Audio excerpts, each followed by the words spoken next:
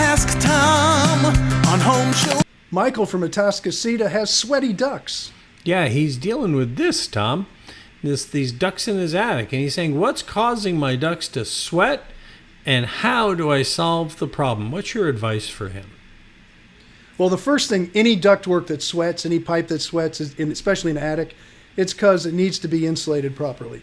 Now, I got a small picture on this one, and you see there's two pieces of tape. One's tight and one's loose, which is fine. I suspect that the loose one is good because here's what happens with insulation. You need the full thickness. When you take tape and you tighten it down real tight, it starts to make the thickness go less and less, which means you are reducing the R value there quite a bit. And in fact, you can reduce it 50-60% by just a half an inch or so because you're pulling it tight. So I'm not sure with the picture where it's sweating from, but if it was sweating in that whole area, I would take some insulation and wrap the whole thing again on top of what's there, not even pull that off unless you want to, and make a bigger job. And I think it probably would stop if it's right in that section. But I suspect it's because that one piece of tape is pulled so tight, you're losing all your R value. You might even have cut the mylar on the outside to where there's a hole there with letting the water out. But the other thing is where it's loose, if you can take that insulation and move it, and there's a bunch of airspace in there, that'll make it sweat like crazy. So let's go down on the other spectrum. Let's say the tight one is fine, but the other one is so loose, and that's because there was air inside there, and so the duct starts to sweat and starts to drip into the insulation, and the insulation starts to drop and look like it's really like ballooning out because it's so wet and getting, that's where the drip is coming from. Then that's the case. What to know that, by the way, is you make a little hole and stick your finger in there to see if the insulation's wet, and it'll tell you right off if it is or not. So don't worry about that little tiny hole. You put a piece of tape over it when you're done if it's not.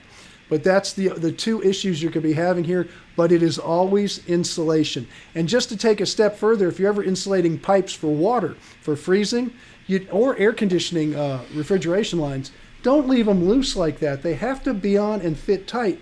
When you're standing in line and you're getting the insulation for your pipe, and you got to know what your pipe is. Is it 3/4 inch or 1/2 inch? Usually that's what you have on a home.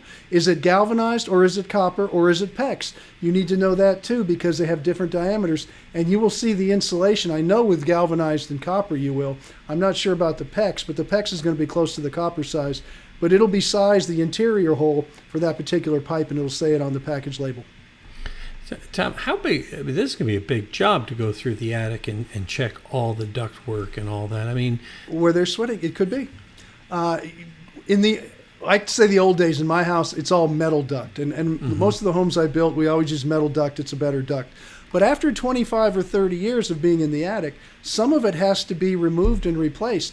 I can remember once in my mother's home when we bought it, I paid about $2,400, or maybe it was $1,800, somewhere in there, and had all the exposed areas that were damaged from over the years, had them all rewrapped. I wasn't going to put new ducts in. I just had the old insulation taken off. It was easy to get to. They spent a few days up there, and they wrapped it nice, and it was like a brand new duct system. But once in a while, with the metal ducts, you'll have to do that. The other option, guys love to come in and say, we'll just remove it all and throw it away. And I think that's a mistake because most metal ductwork is better than the flex duct, even though the flex duct today is very good, but it still has a tendency to kink and do some other things. See, we want to help make your home more energy efficient, safer place to be, and just help you not waste your money. That's why you can go and click the Ask Tom button at HomeShowRadio.com. You can send us a video. You can send us a question in writing.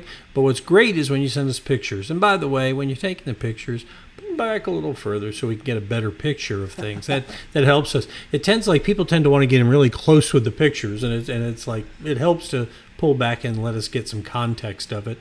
It doesn't matter, though. Whatever you need help with, Tom is here, and he loves to help you, and that's why we do these every day, and we post a new one on our Facebook page, the Home Show Radio YouTube channel. Of course, you'll find plenty of them at HomeShowRadio.com.